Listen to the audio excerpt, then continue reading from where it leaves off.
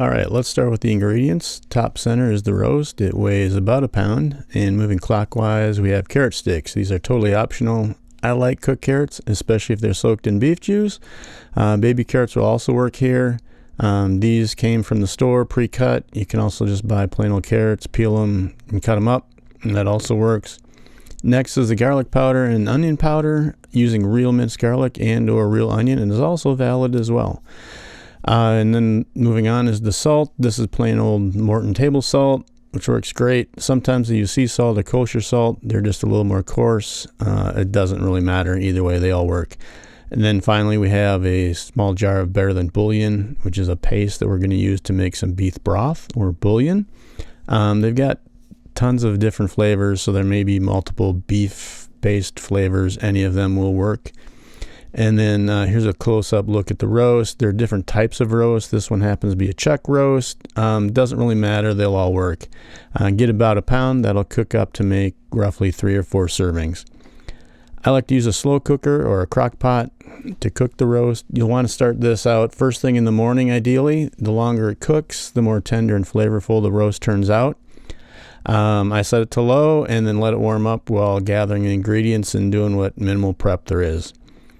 So here we see, this is totally optional again, laying a bed of carrots on the bottom of the slow cooker, which keeps the roast off the bottom of the pot.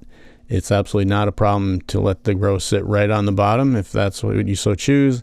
This also keeps the carrots submerged in the yummy, juicy goodness as they cook. If I use real onions, I'll often put some cut up pieces of onions on the bottom as well as or instead of the carrots. Either the carrots or the onions or both can add another flavor element to the roast as it cooks. Then I'm going to set the roast on top of the veggie bed if there is one. Next, I shake some salt over the top of the roast. Not a whole lot, but you definitely want to spread around the entire top of the roast. Probably best to go easy on the salt at first because you can always add more after it's cooked if desired. A lot of this cooking stuff can be trial and error just to find out what suits your taste. So I would start easy on the salt, and then maybe next time if you decide you wanted more salt, you can add more salt at this phase. Next, I'll dust the top of the roast with some onion powder, give it a fairly generous dusting. Then I hit it with the garlic powder, give that another generous dusting. The order doesn't matter here, just hit it with both of these powders.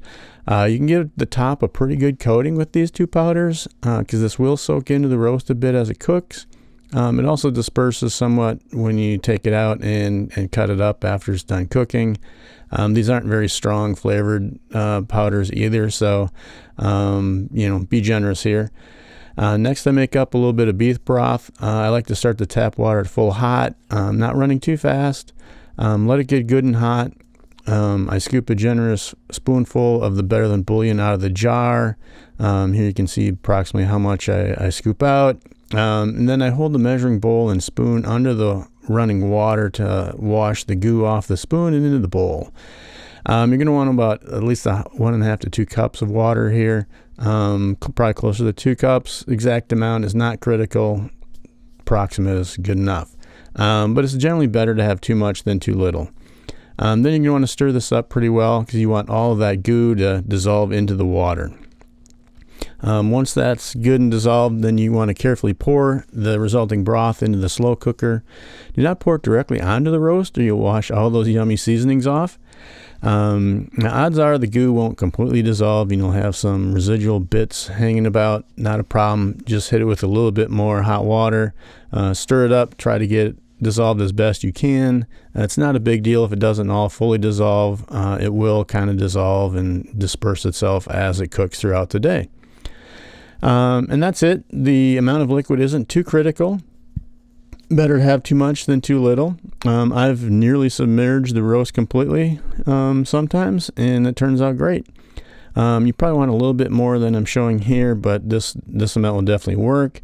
You probably want to at least submerge the veggie base if you have one. The roast itself will actually release juices as it cooks, so you'll get a little more liquid as it goes throughout the day. So that is throw the lid on the cooker and let it sit all day long. You can leave it on low if you have at least 6 hours until dinner time. If you don't get the party started until midday, that's all right. All is not lost. I just set the slow cooker at high. But on high, you'll probably want it to cook at least 3 or 4 hours. So that's kind of your time range. If you're less than 4 hours till dinner time, you may want to pick a different option. When you're ready to eat, just pull the meat out using tongs or a couple of forks. It'll probably be pretty tender at this point and may fall apart a bit as you try to get it out. Some roasts that I've gotten have had a string or two wrapped around them to kind of hold them together. You definitely want to remove these and throw them away. They have zero nutritional value. If the roast hasn't completely fallen to pieces by this point, you can just cut it into slices or chunks for serving and enjoy.